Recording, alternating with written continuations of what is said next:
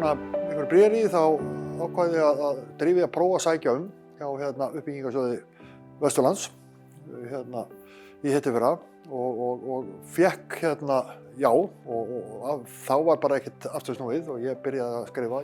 Eina ástæðan fyrir ég sótt styrk var að það lá strax fyrir að ég þyrfti svona ákveðna tæknilausn sem ferðabókin sem talar í sýningunni og það kostaði náttúrulega að búa það til. Það sem skipti enn meira máli, það var ekki í raun og veru ekki peningurinn, það var þessi hvatning sem fólst í því að fá styrk og svona ákveð viðurkenning sem felst í því og líka pressa að drífa þá í að gera þetta. Þannig að alveg burtséð frá peningunum, þá held ég að ég væri allavega ekki búinn að þessu ennþá og veit ekki hvort ég hef gert þetta nokkurn tímann ef ég hefði ekki fengið styrkinn og þá svona pressu það setti þar með á mig að klára þetta og gera þetta og fyrir það ég og peningarna sjálfsögðu líka mjög þakklátur. Og af ein reynslu þá segi það að það engin spurning ef fólk með hugmynd eitthvað verkefni sem gæti mögulega passað inn í þetta styrkjakerfi, þá að gera sækjum. Það í versta falli fær maður nei og þá bara getur maður reynt aftur síðar en þetta getur akkúrat verið það sem skiptir sköpum og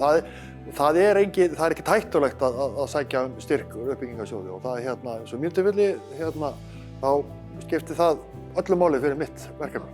Ímyndunarspítalann svolítið þannig að það sé bara skrítið fólk út á landi. Eitthvað þeir reyndar hefði gátt.